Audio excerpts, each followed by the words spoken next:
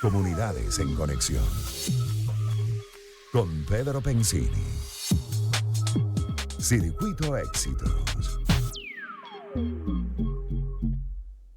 6:45, ya tenemos aquí en el estudio a Andrés Rojas Jiménez, periodista experto de la Fuente Petrolera. Andrés, siempre un placer hablar contigo y qué bueno que te acercaste hasta los estudios. ¿Cómo estás? Buenas tardes. Bien, gracias Pedro. Para ti, tu equipo de producción, comentando con Humberto Anzola, todo el equipo en control técnico. Bueno, siempre es grato venir a estudio y bueno, creo no, esta va a ser la última participación mía por este año aquí en Pensini. ¿Quién sabe? Entonces, no, bueno, es que estoy saliendo de vacaciones la Ah, semana ok, que viene. bueno, pero te puedo llamar telefónico. Ah, bueno, puede ser pues telefónicamente, pero digo presencialmente. Ok, mira, presencialmente. Andrés, siempre... A menos que por inteligencia artificial me traigas aquí a estudio. Bueno, Uno nunca sabe. Uno nunca sabe. La inteligencia A lo artificial mejor puede para Elon eso. Musk te monta en un cohete Me y te monto en un trae y se cohete para aquí y te vuelve a y llego llevar. en 3 minutos. Llego en 3 minutos. Mira, el crudo corrijo hoy $1.21, es el West Texas $68.73, baja $1.73. Algunos analistas y compañías, algunas bancas de inversión creen que podría llegar a 60. ¿Qué es lo que estás viendo tú en el mercado? Porque yo no sé que el OPEP Plus tuvo una reunión hace poco, están tratando de recortar la producción nuevamente, se siguen las cuotas, no se siguen las cuotas, por favor, para que nos ilustres. Sí, mira, ahorita está muy marcado por la incertidumbre desde distintos ámbitos. Es decir, por ejemplo, en los aspectos factores que tumban el precio del petróleo, están todo el tema de, sobre todo, la desaceleración de la economía china, tomando en cuenta que es un importante comprador de crudo. Hay dudas, pues, en general, con lo que pueda ser la política comercial de los Estados Unidos y cómo repercute eso negativamente, sobre todo por los anuncios de incrementos de aranceles, y esos serían indicios de que el crecimiento que ha tenido la economía norteamericana pueda verse resentida, y eso tiene su repercusión también dentro del mercado petrolero. Y después, por el lado de los factores que repuntan el precio, están básicamente los elementos bélicos, ¿no? Estamos viendo toda la situación en el Medio Oriente, el tema con Israel, si bien bajaron las tensiones con respecto al Líbano y con respecto a Irán, ahora se suma el factor Siria. Entonces, toda esta situación del Medio Oriente en determinados momentos juega un factor fundamental, sobre todo con presión al alza. Entonces, para la OPEP es una decisión complicada, porque si hubiésemos hablado hace un par de meses, todo apuntaba pues a incrementar la producción. Ahora hay como un recorte. De cara a hasta qué punto se cumplen o no las cuotas, las cuotas, uno ve que básicamente quien termina cumpliendo esas cuotas son Arabia Saudita y sus aliados, que son los principales productores. Pero hay otros países, por ejemplo, Irak no suele cumplir esas cuotas. El caso de Venezuela está al margen ya desde hace varios años de esas cuotas. La última pero Venezuela ni siquiera llegamos a 1 millón de a barriles. eso te iba a decir. La última vez fue como en el 2016, antes de la imposición de sanciones, que estábamos hablando de una cuota de 1.900.000 barriles. Prácticamente estamos a más de la mitad, a menos de la mitad de eso.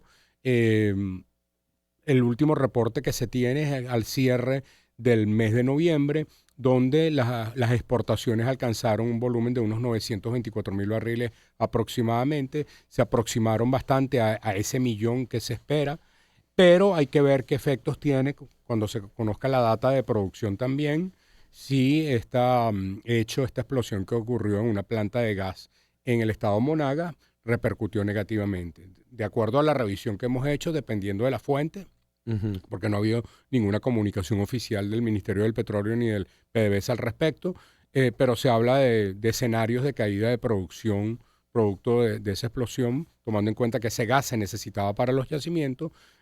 Algunos hablan de 40.000, otros hablan de 100.000, entonces habría que ver también cómo avanza el plan de recuperación de esa planta en el estado Monagas. Claro, bueno, fíjate que eso se refleja también en el problema que tuvieron de electricidad en el estado de Nueva Esparta. Que no se sabe, lo que pasa es que hubo como una reasignación en el suministro de combustibles, ¿no? O sea, y de gas. En el caso de gas, pero también de combustible, tomando en cuenta que la Luisa Cáceres de Arismendi opera dentro de un esquema dual, o sea, bien sea con combustible o bien sea con gas. Por Sí. cierto, ese es un tema bien, yo veía muchos comentarios que hablaban de la autonomía de la isla, ¿no? Las islas no son autónomas, o sea, en ninguna parte del mundo. O sea, tienen una alta dependencia de territorialidad, buscan maneras, las energías renovables, en cierto sentido, se convierten como en esa alternativa. Si uno va a las islas del Caribe, si uno ve a las Islas Canarias, pues el tema de la energía eólica, los paneles Eólica solares mucho. son una opción, pero no es la principal fuente de energía. Lo que ahí tendría que ser es que se avance en energías renovables de manera de no tener toda la dependencia de tierra firme, pero es imposible que una isla pierda su conexión con tierra firme, porque es más que complicado. En todo caso, lo que se ha buscado es tratar de que haya suministro de gas, de combustible, y ojalá se avance en políticas de energías renovables, aprovechando el potencial que tiene Nueva Esparta, Coche y Cubago. Mira, en cuanto a Citgo, ¿cuál es la situación en este momento? ¿Está en venta? ¿No está en venta? Los jueces pararon esta venta. Mira, tienes una licencia que emitió el Departamento del Tesoro, la OFAC, la Oficina de Control de Activos Extranjeros, y eso prácticamente deja la decisión, porque esa licencia, digamos, los procesos judiciales están avanzando, que tienes varios procesos judiciales que pesan sobre Citgo, comenzando por el de los tenedores PDVSA 2020, que esos bonos tenían como garantía Citgo, esos bonos fueron emitidos en 2016, ya digamos dentro de la competencia del gobierno del presidente Maduro. Después tienes la demanda de Crystalec, tienes la de ConocoPhillips, es decir, tienes una lista de acreedores y no da para, es decir, ese activo no da para toda esa fila de acreedores. Mientras esté esa protección de la licencia del Tesoro, cualquier avance judicial pareciera no concretarse y quedaría a decisión del gobierno del presidente Trump qué va a ocurrir. Aquí hay un punto que yo suelo mencionarlo, Pedro, y es que cuando se firmaron los acuerdos de Barbados, iba un anexo, una conexión, un complemento que fue explicado en su momento por el presidente de la Asamblea Nacional, Jorge Rodríguez, y por Gerardo Blay en representación de la oposición, y era que se buscara que hubiese una posición conjunta de ambas partes para proteger ese activo. ¿Cuál era la finalidad de eso? Tomando en cuenta que el acuerdo de Barbados tenía el apoyo del gobierno de los Estados Unidos, era que si se avanzaba en una posición conjunta, gobierno y oposición, sobre la protección de activos, recordemos que la directiva de Citgo fue nombrada por la Asamblea Nacional de 2015, no tiene el gobierno americano no reconoce las autoridades que nombre el presidente Maduro. Entonces, pero si ese acuerdo se lograba avanzar en una posición conjunta, todo apuntaba a un reconocimiento de unas autoridades que tuvieran la venia de las dos partes y podía avanzarse en la protección de Citgo.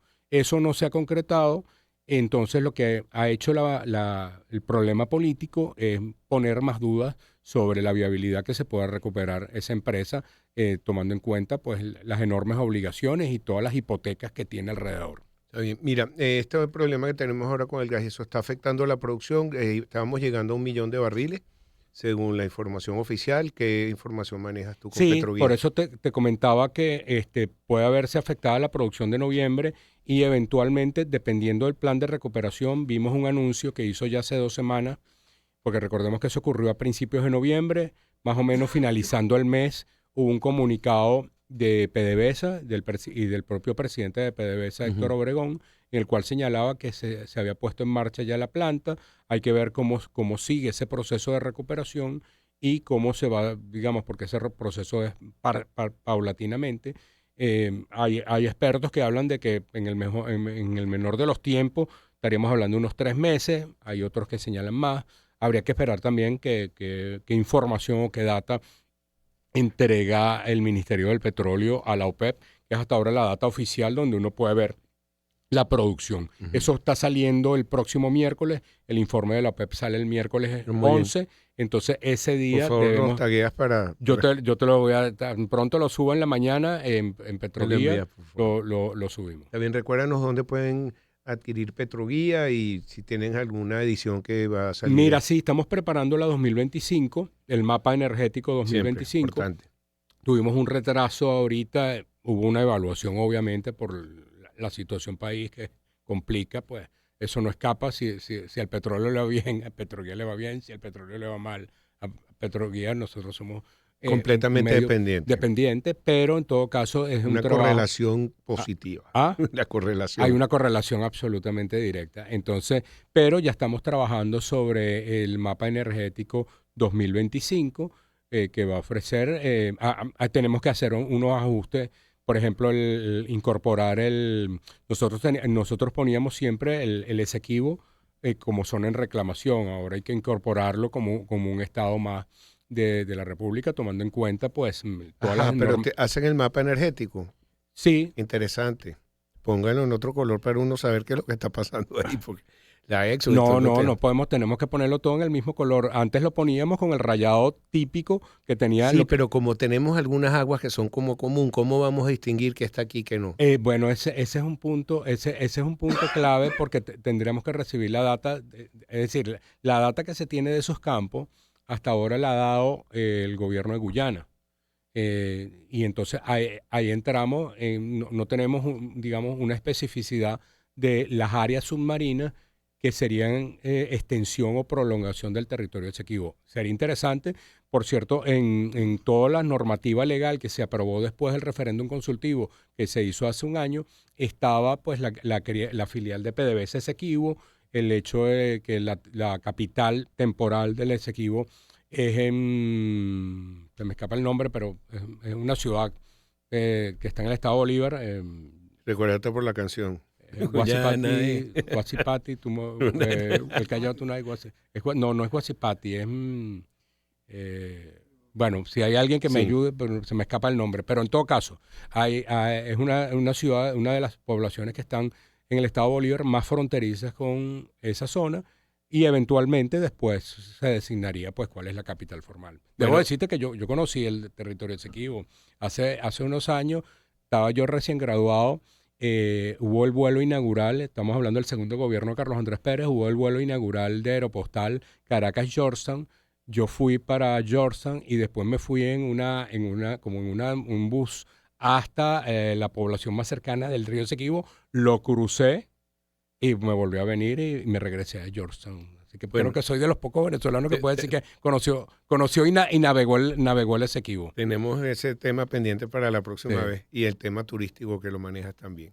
Muchas gracias, Andrés. Gracias feliz a ti, Pedro. Vacaciones, feliz Navidad. Feliz Navidad, feliz 2025. Excelente. Andrés Rojas Jiménez, periodista experto en La Fuente Petrolera. Nosotros